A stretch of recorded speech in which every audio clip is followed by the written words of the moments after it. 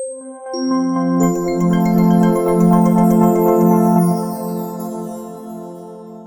हम लोग यहाँ पर सिलेक्टर्स डिस्कस कर रहे हैं और हम लोगों ने पहला सिलेक्टर जो है नेम सिलेक्टर वो देख लिया, राइट। मतलब आप लोगों को बस वहां पे नाम देना है वो टैग का जिसको आपको स्टाइलिंग करनी है। जैसे H1 तो आप लोगों के लिए H1 में जहां भी दिखेगा H1 उसको ये वाले जो स्टाइलिंग प्रॉपर्टीज है वो लागू हो जाएगी, राइट। सो अब मान लो मुझे सारे P को स्टाइल नहीं करना, मुझे वो दूसरा भी जो मैंने क्लासेस आईडीज वगैरह यहाँ पे लगाई है ना, यहाँ पे आप लोग देख सकते हो यहाँ पे मैंने क्लास लगाया है एक, राइट। सो ये मेरा जो P है वो क्लास पैराग्राफ को बिलोंग करता है और सेम ये भी P जो है वो क्लास पैराग्राफ को बिलोंग करता है। सो मुझे मान लो ये दोनों P को थोड़ा अलग स्टाइल करना है, थोड़ा हटके स्टाइल करना है। सो मैं क्लास सिलेक्टर का यूज कर सकता हूँ।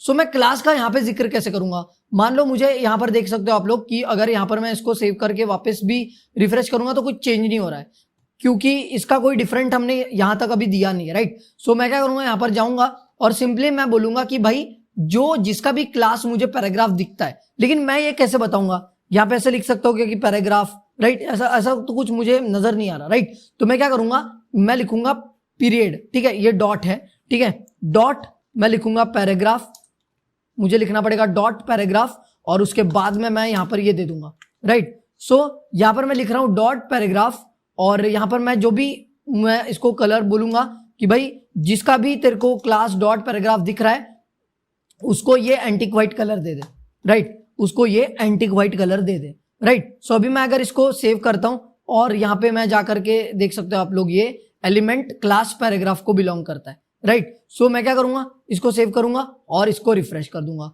और जैसा कि आप लोग देख सकते हो जो भी पैराग्राफ्स क्लास पैराग्राफ को बिलोंग करते हैं, जैसे वो ऊपर के 2 पैराग्राफ कर रहे थे तो बराबर ऊपर के 2 पैराग्राफ को उसने एंटिक व्हाइट कर दिया, राइट। मतलब ये बहुत, अगर आपको गिनी चुनी स्टाइलिंग करनी है तो आप लोग ये कर सकते हो, राइट। और ठीक उसी तरह मैंने आईडी भी बोला है यहाँ पे, right, ID equal to main यहाँ पे मैंने किया है। और मैं आपको फिर से एक बार बता रहा हूँ आईडी बस एक का एक ही हो सकता है, आईडी एक यूनिक आइडेंटिफिकेशन है, राइट। सो यहाँ पर देखो क्या हुआ, एक्चुअली ये P जो है P के लिए स्टाइलिंग अलग हो रखी है, यहाँ पे ग्रीन कलर मैंने बता के रखा है उसको, भाई P दिखा कि ग्रीन कर दियो, लेकिन उसने क्या किया देखो, उसने ये दोनों P को ही तो व्हाइट कर दिया, मतलब एंटिक व्हाइट कर दिया। क्यों?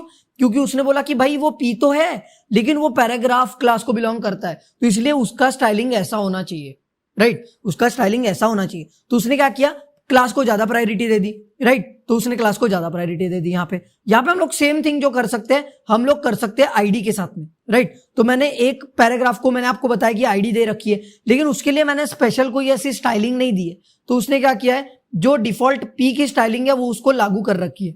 लेकिन मान लो मुझे अगर कुछ अलग करना है, मैंने उसको अलग कारण के लिए आईडी दे रखी है वहां पे, राइट। सो अलग रीजन के लिए हमने उसको आईडी दी है तो हम लोग क्या करेंगे, वो रीजन के लिए आईडी स्पेसिफाई कर देंगे।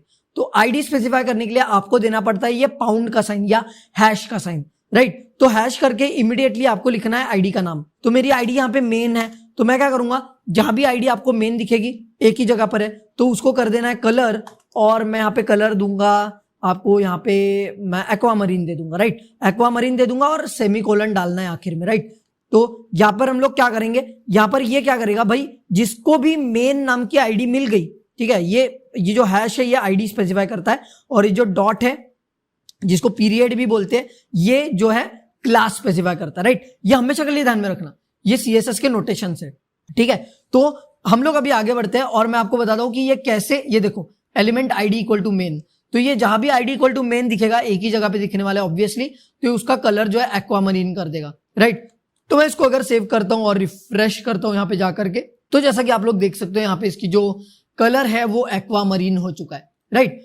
सो यहां पर हम लोगों ने ये देखा कि कैसे आपके आईडी और क्लास सिलेक्टर्स काम करते हैं।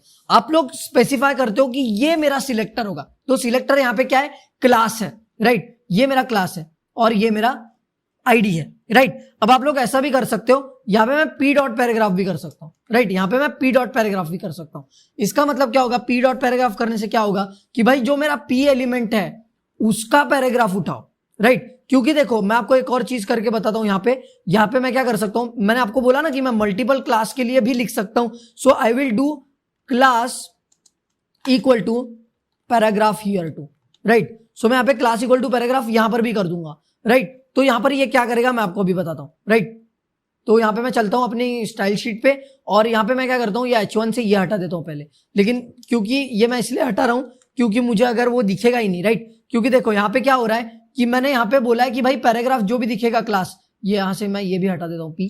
तो यहाँ पे मैं क्या बोल रहा हूँ, जिसका भी क्लास पैराग्राफ है उसकी टेक्स्ट एंटीक्वाइट होनी चाहिए। अब यहाँ पे वो जाएगा, यहाँ पे ढूंढेगा कि किसका किसका क्लास पैराग्राफ है। ओके, इसका क्लास पैराग्राफ है, इसकी टेक्स्ट एंटीक्वाइट। इसका क्लास पैराग्राफ है, इसकी टेक्स्ट एंटीक्वाइट। इसका भी क्लास पैराग्राफ है, इसकी भी टेक्स्ट एंटीक्वाइट। ठीक है, चलो अब इसको रन करते हैं, राइट। इसको मैंने सेव कर दिया और इसको मैं रिफ्रेश कर दूंगा, राइट। तो जैसा कि आप लोग देख सकते हो यहाँ पर जिसका भी क्लास उसको पैराग्राफ दिखा, उसने उसको एंटीक्वाइट कर दिया टेक्स्ट को, राइट। लेकिन मैं स्पेसिफाई करना चाहता हूं कि भाई सिर्फ पी टैग वाले ही पैराग्राफ को लेना था, इसको क्यों ले लिया। तो हम लोग क्या करेंगे, यहाँ पे बोल देंगे कि भाई जो भी पी टैग के पैराग्राफ को बिलोंग करते हैं, ठीक है।